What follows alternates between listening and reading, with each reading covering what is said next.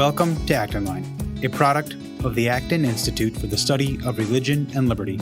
I'm Gabriel Jaja, producer. In this episode, Eric Kohn, Director of Communications at the Acton Institute, and Dylan Pahman, Research Fellow at the Acton Institute, discuss free speech, cancel culture, and the difference between propriety and virtue from the perspective of economist and philosopher Adam Smith. You can find additional resources in the show notes of this episode, as well as find previous episodes of Acton Line on our website at acton.org/actonline.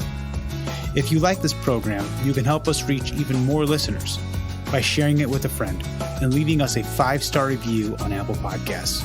We welcome your comments as well. Acton Line is available on Apple Podcasts, Google Podcasts, Spotify, Stitcher, or wherever you listen.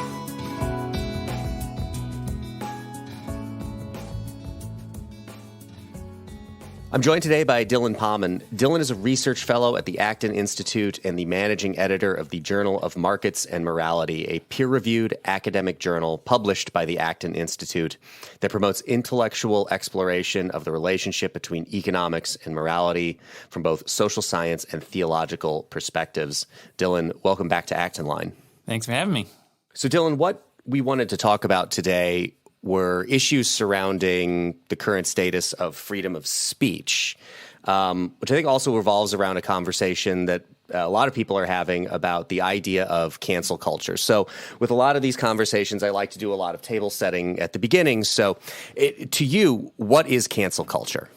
So cancel culture is, I guess to put it kind of colorfully, it is usually social media based, but not really limited to that. And it's kind of like the torches and pitchforks approach to seeking justice for grievances. And a lot of times people will dig up, oh, you tweeted something 10 years ago and you shouldn't have said that, and I can't believe so-and-so is employing you.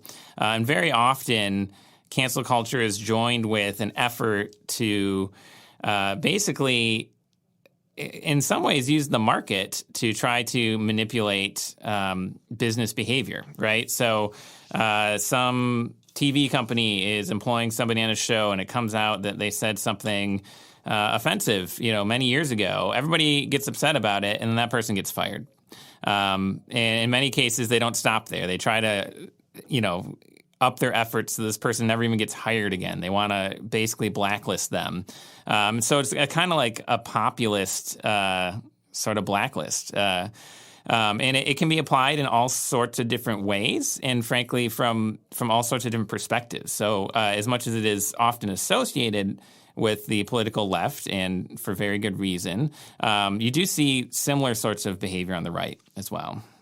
So I think there are a lot of directions we could go there. I think there are some distinctions that we can make, or some different buckets we can make from this, because there seems to me to be a difference between there are people who are already famous, who are seemingly canceled, and then there are the people who are unknown and become famous because they were canceled. I mean, an example of the famous version would be, let's say Roseanne Barr, who had, of course, she's a comedian. She had a TV show in the late 80s, early 90s. She has the TV show come back.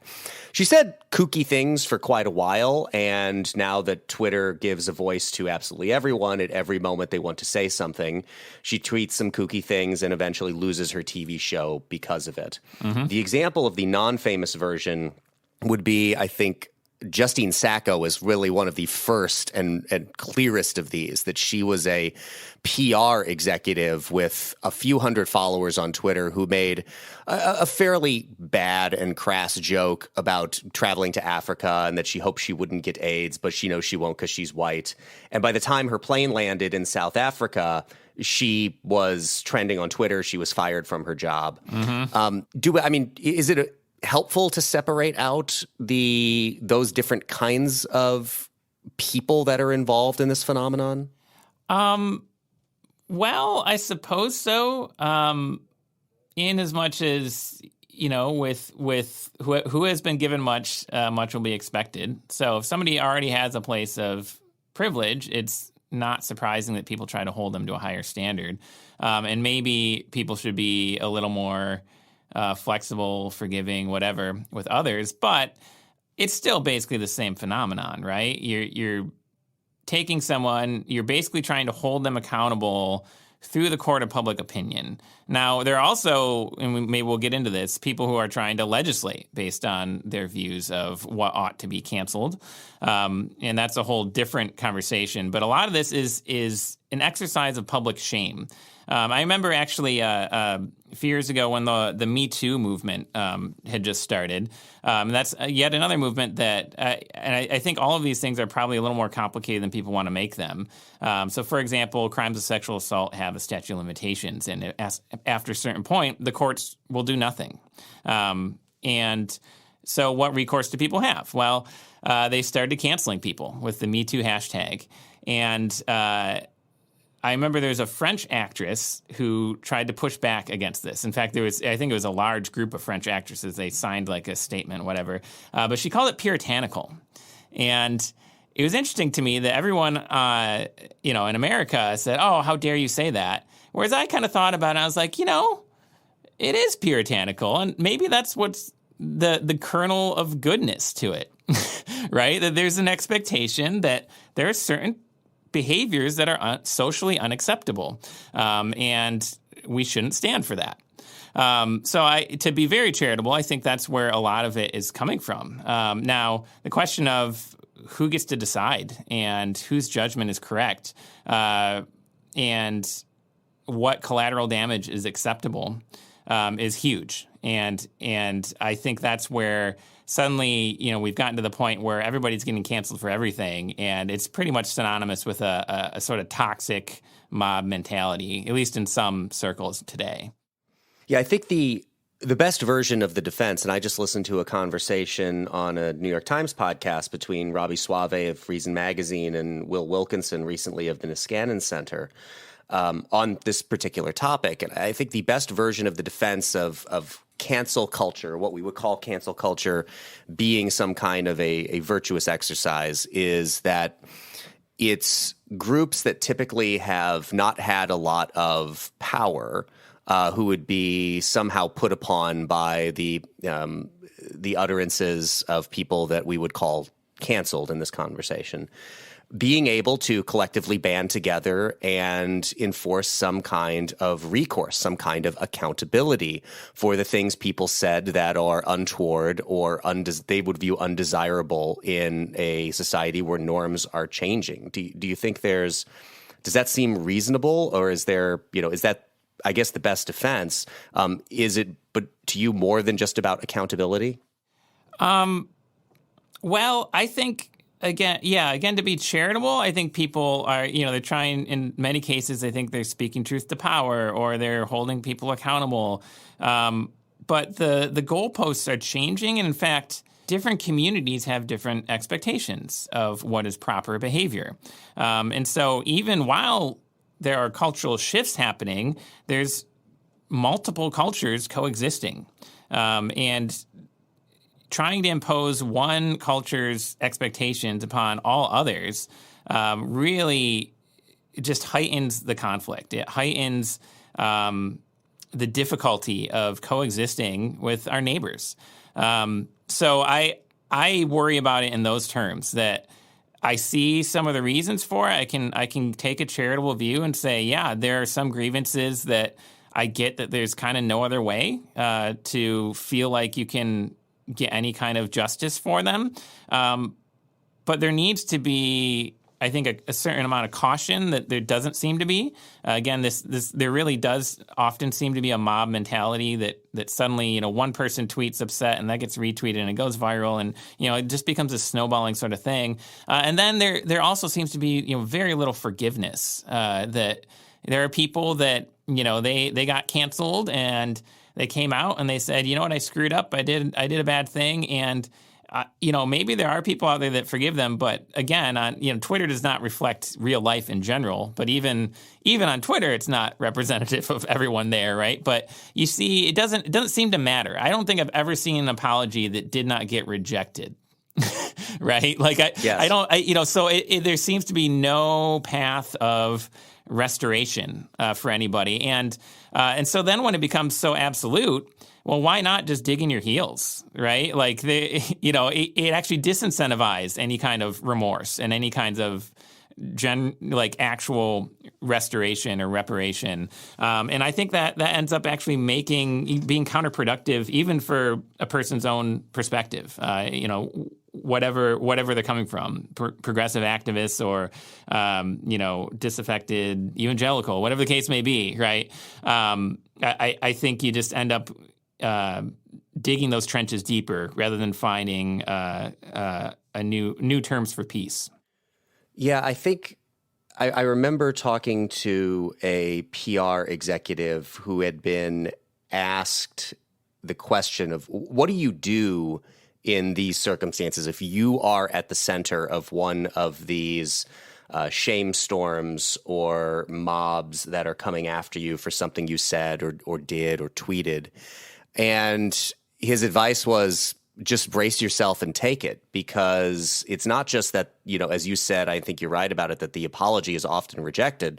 The apology often makes things worse. Yeah. That people see that now, the mob sees that as a sign of weakness, and they go after you all the more because of it. And I think there have been people in the PR world who've looked at it and said, if you're a corporation, let's say, that's done something bad, the best advice they could give is just weather it out for 48 hours and people will move on, which seems to be, I think it leads me to something that I've observed about this, and I'm curious to get your thoughts on it. What I see here is fundamentally, I think, a functioning form of a public religion that has no forgiveness but demands perpetual atonement. And there's nothing but misery down that path, because without forgiveness, it is, to me, always going to be just a very dark place where we have yet to sort out here. And I think in this cancel culture problem, what if there should be punishment? What should the punishment be, and how long should it go on? Yeah, I mean, I tend to personally be hesitant to just call things religion that aren't officially so. But there's certainly a moral force to it. There's a moral culture that lacks these things. And morality and religion are not unrelated, of course. There are religious aspects to it. I mentioned the Puritans. I meant that in a historical sense, right? You could use maybe a more Mennonite metaphor, if you want, of shunning people and that sort of thing. And they're just trying to take that sort of practice that is at base a religious practice and apply it to society as a whole, whether of a specific community or of a nation, and so on. So I think, of course, being a Christian, Christians ought to have a very different perspective. Even if we think, okay, past injustices should not be overlooked, there also has to be some kind of path for genuine reparation, reformation, forgiveness that really seems to be lacking in this current movement. Let's zoom out a little bit and talk more generally about free speech. Mm-hmm. I can't remember who I heard say this, but I thought it was an interesting observation that if we look right now at the law surrounding freedom of speech, it's arguably never been better. You have, if you look at Supreme Court decisions, lower court decisions, the legal protections for one's freedom of speech are arguably as strong as they've ever been. But the other person's counterpoint was the culture seems to be slipping, that the culture of freedom of speech seems to be eroding away, both on the left and on the right. Are you observing something similar, or would you disagree with that? No, I would definitely agree with that. I think this is at base a cultural problem, and therefore needs a cultural solution. However, I would point out, as others have, that this has not stopped people from trying to legislate in favor of, what they think ought to be canceled. Nick Gillespie at Reason recently wrote an article on cancel culture, and he talked about Kentucky lawmakers trying to introduce legislation that would make users of social media platforms entitled to damages if the platform deletes or censors their religious or political posts. I don't want platforms to censor religious or political posts, but these are private businesses. Like, yeah, they're public forums, but they are hosted by private entities that have a right to do what they want and to set their own policies.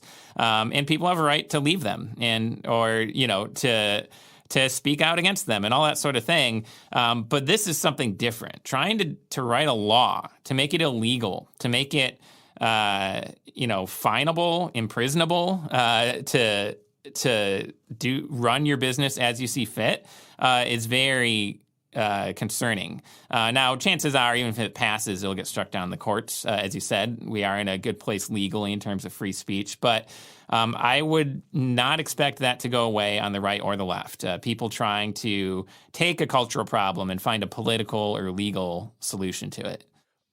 How do you think and why do you think we got here to this cultural battle over freedom of speech? I mean, you don't have to go back that far to find both the left and the right being defensive of the idea of freedom of speech.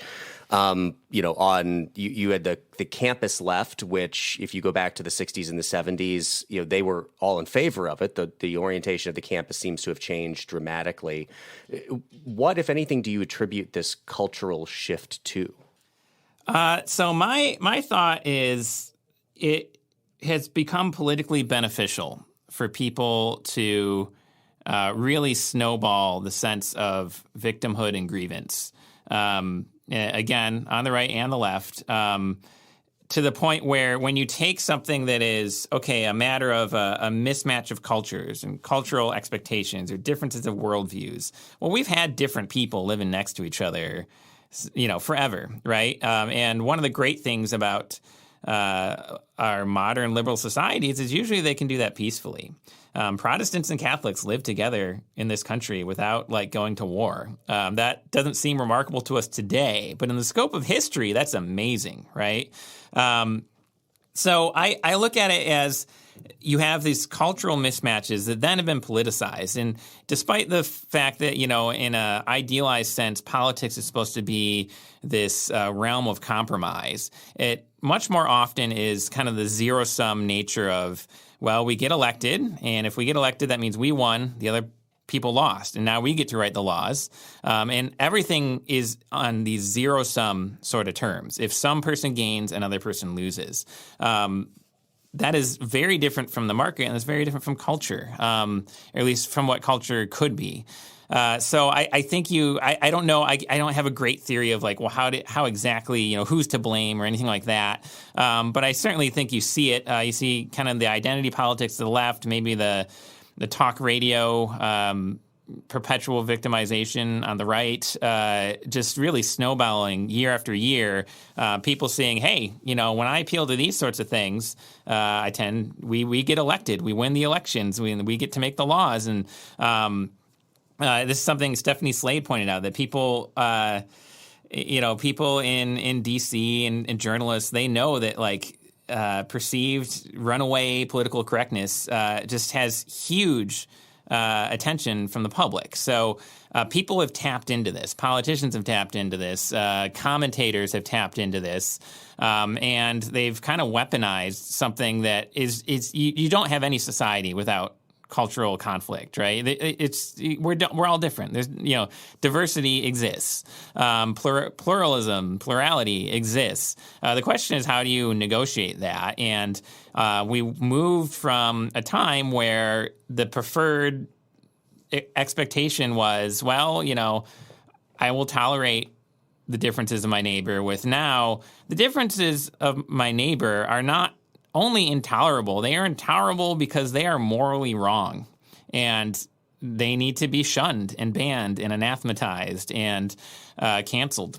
And so, conservatives are fond of saying that, law is, or what is it? Law is upstream of culture, culture is upstream of law. I can't remember exactly the Usually the formulation, politics is downstream of culture. Yeah, downstream of culture.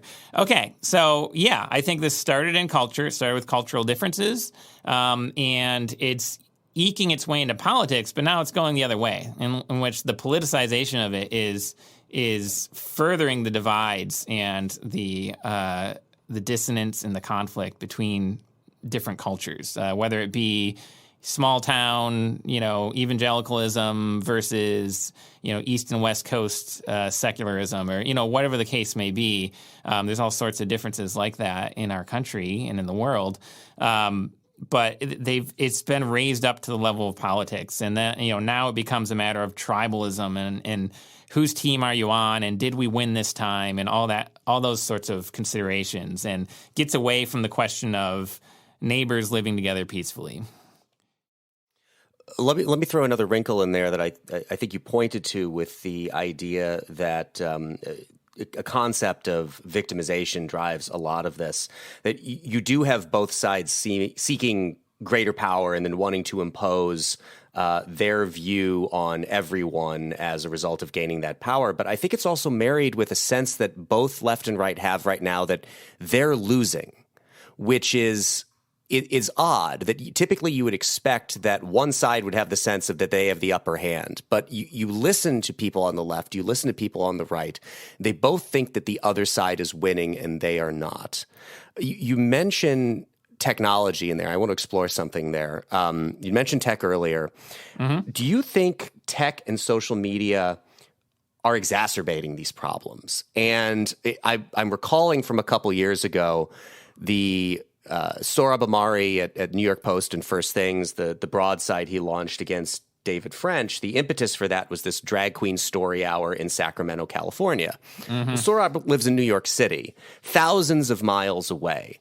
But because of Facebook and Twitter and Instagram and the internet in general, that which happens thousands of miles away seems like it's right next door to you. Mm-hmm. People will get worked up about one person at a Walmart in Montana who's performatively not wearing a mask during the real heat of the pandemic.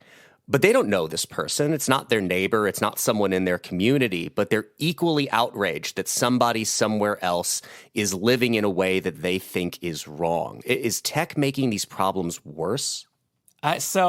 Yeah, I wouldn't blame any of it on tech, but I would say that tech is a very powerful megaphone. And there's a few ways in which it amplifies these sorts of things. One is ostensibly positive, but I think it can have some very negative results, in that the person who would have been a loner in ages past now can always find a community of like-minded people, right? You could have been, to use a stereotypical example, you could be the village atheist, right? And you would be like the one guy in town. But now you go on the internet and you can find thousands of people. You can find a whole community. And now it's not just, okay, I know I'm a little different. And again, that can be very positive. I mean, we don't actually want to ostracize people, right? But on the other hand, then you get greater numbers give you a louder voice. Other people take notice. They say, hey, I want to be your advocate too. Again, you get this kind of snowball effect going on.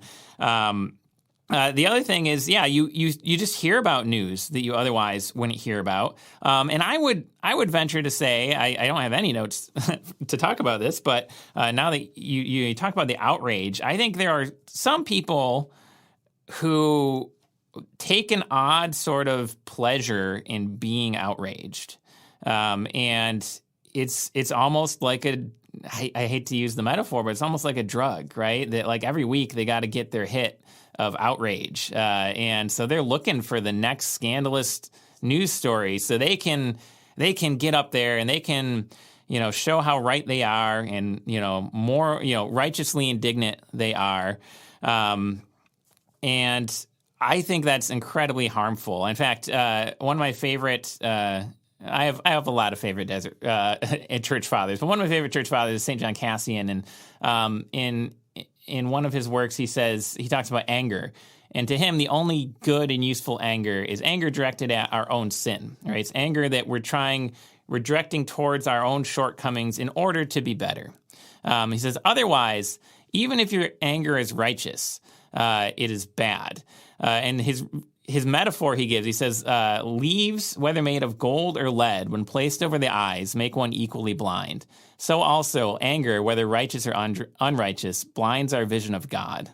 And I think there's this, again, it really characterizes the toxic element of the constant news feed that people get through social media and the constant echo chamber that you can very easily develop, where you just say, oh, I'm right, and look at how many people agree with me, and shouldn't everybody be upset about this? Why isn't everybody upset about this? So I think Adam Smith is actually really helpful for helping us think through what is going on here in terms of political correctness or cancel culture or all these other sorts of speech codes and behavioral shaming and that sort of thing. How do we negotiate it? Where does it come from? How do we distinguish, all these different conflicts that are going about? He wrote a book. Adam Smith is known as the founder of modern economics. His book, The Wealth of Nations, published in 1776, basically marks the start of modern political economy. But in his time, there was no such thing as a professor of political economy. He was a moral philosopher. And his first book, written 17 years earlier, was titled The Theory of Moral Sentiments. And you would think, okay, he's a moral philosopher. He published a book on morality. It probably is like any other ethics book. He has his foundational principle from which he reasons, okay, this is moral, virtuous behavior.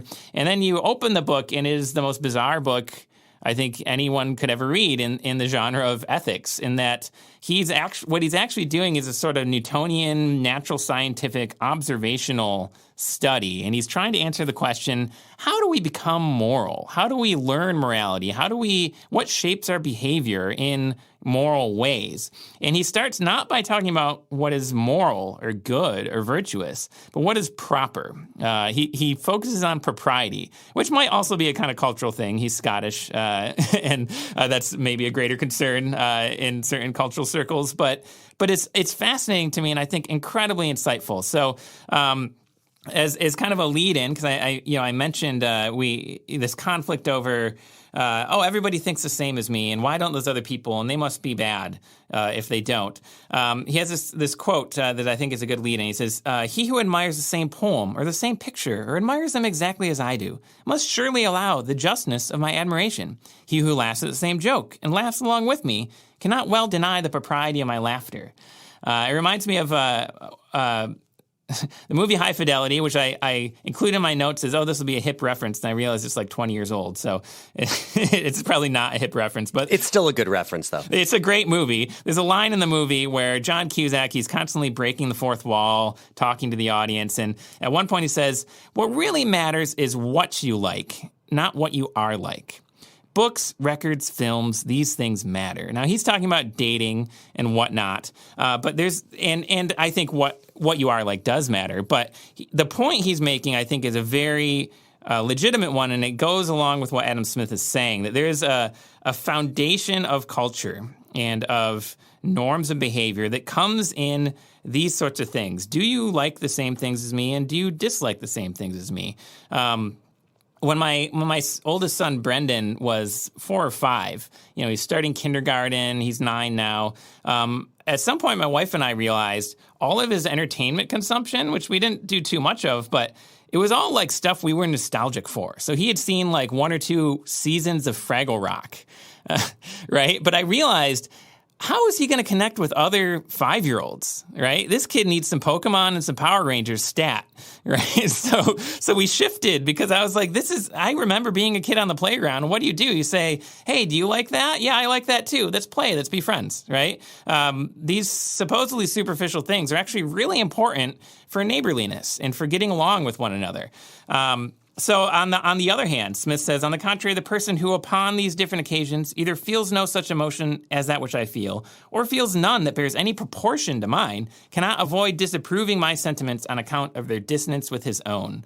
And this is exactly that phenomenon we see. We find these echo chambers of people who think and talk and act just like us.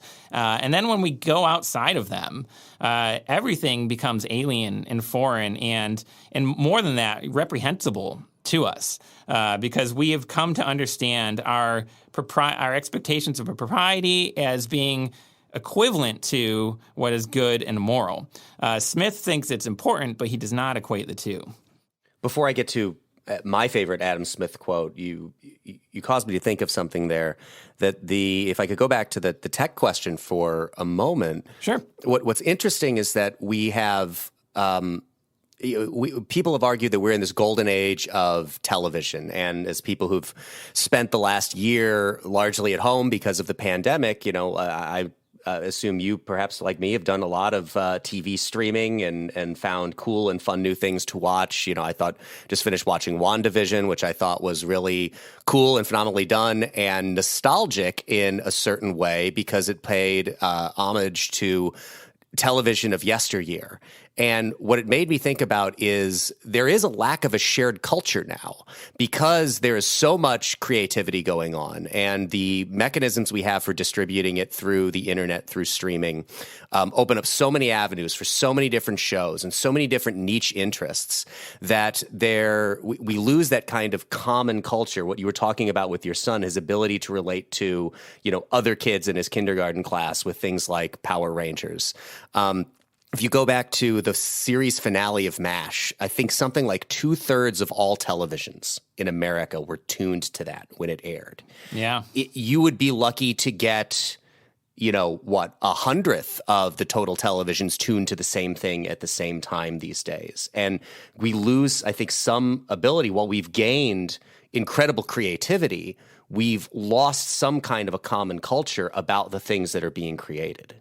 Yeah, and I mean, logistically, right, most people are not subscribed to every different streaming service. Like my wife and I, we have Disney Plus, mostly for the kids. In fact, it was originally a gift from Kelly's aunt and uncle, and then we've continued it since then. But, they happen to have all the Marvel stuff, so we watch that, right? I wouldn't have just bought Disney Plus for Marvel. But I just happen to have it. There are other shows that people talk about. I'm like, wow, that sounds really interesting. They're like, oh, yeah, it's on HBO Max. I'm like, I guess I'll just never see that. Right? I'm like, I'm not paying for that. People can only, some people, I guess, could get all of them. But people only got so much time, and they only got so much money. And there's not just 4 networks that everybody gets anymore. I mean, that's been a problem for a long time, I suppose. But even with cable, it was like, okay, everybody has about the same 50 channels. Well, we're just way beyond that commonality anymore. That absolutely is, I think, a problem, although there are still some things that bring people together. There's still sports, for example. There's still, I don't know. Some of the more big network shows still do have some of that function because everybody can just turn on their TV if they have a digital antenna and get them. Mm-hmm. But yeah, there's kind of this drift that, again, there's this weird sort of everybody's finding their niche, which I think actually can be, once again, a very positive thing. It's not good for people to feel alone in the world, but a niche very quickly can become a tribe. And again, tribes can be familial and positive, but they can also be combative and in that sense, very damaging. So you brought a great quote from Adam Smith. Let me add what is my favorite quote from Adam Smith that I think speaks to the cancel culture conversation that we were having. I believe also from Theory of Moral Sentiments. Man naturally desires not only to be loved, but to be lovely, or to be that thing which is the natural and proper object of love. He naturally dreads not only to be hated, but to be hateful, or to be that thing which is the natural and proper object of hatred. He desires not only praise, but praiseworthiness, or to be that thing which, though it should be praised by nobody, is, however, the natural and proper object of praise. He dreads not only blame, but blameworthiness, or to be that thing which, though it should be blamed by nobody, is, however, the natural and proper object of blame. I see a lot of what we were talking about with regard to cancel culture and the way that the individuals at the center of those storms and the people in those mobs behave in that situation.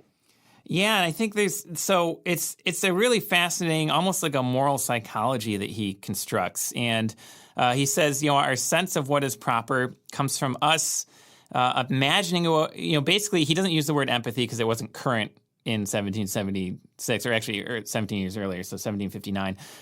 But he uses the phrase fellow feeling or sympathy. And he says what we do is we imagine ourselves in someone else's situation, and we imagine what we would feel if we were there.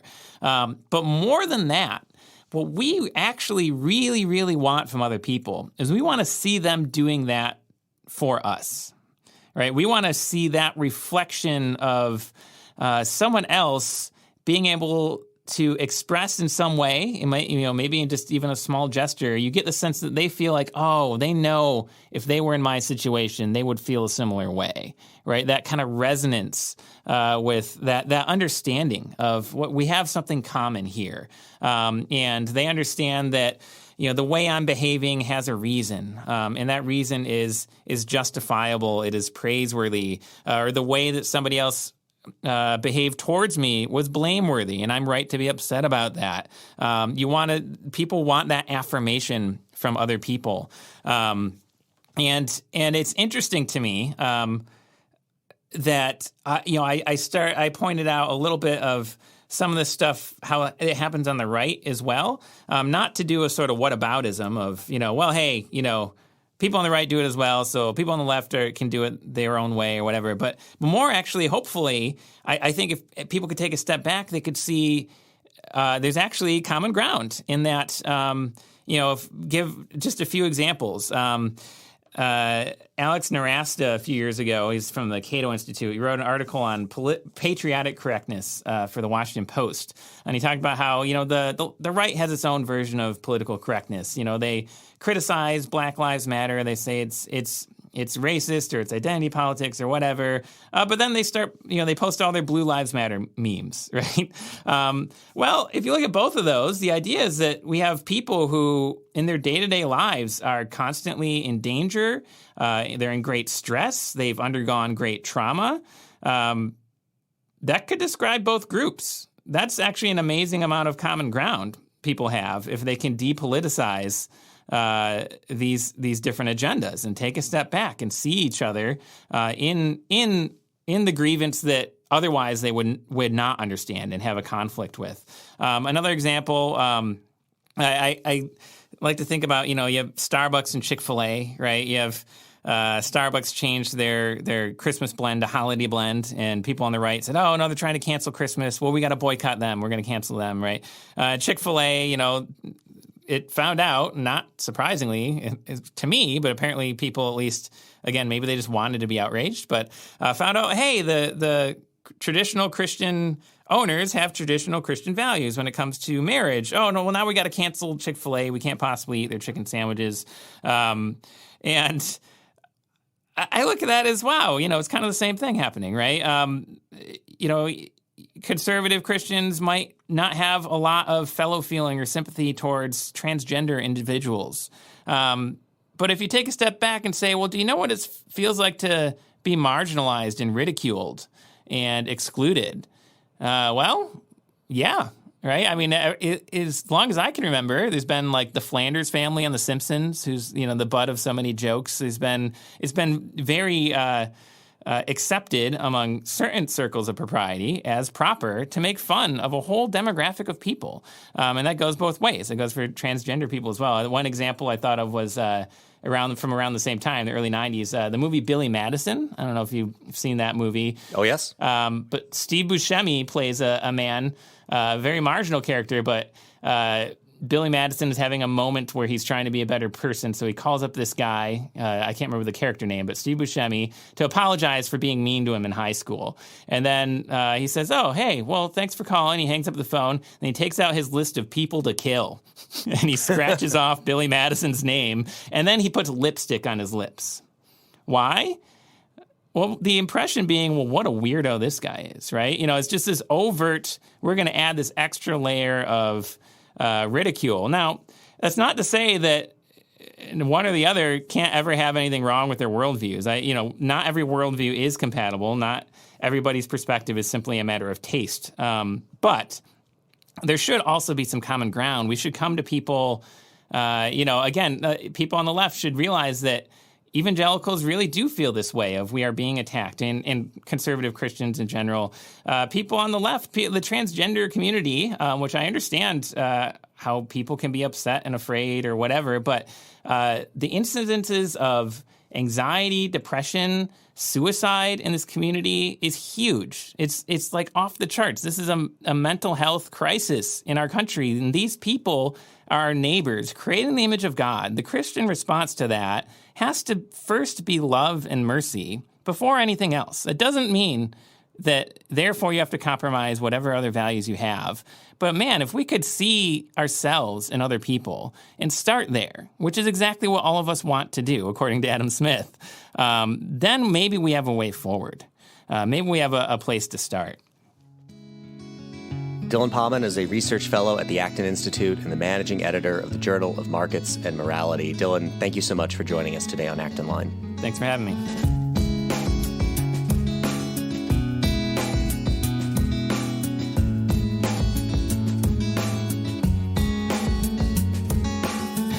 As always, thank you for listening.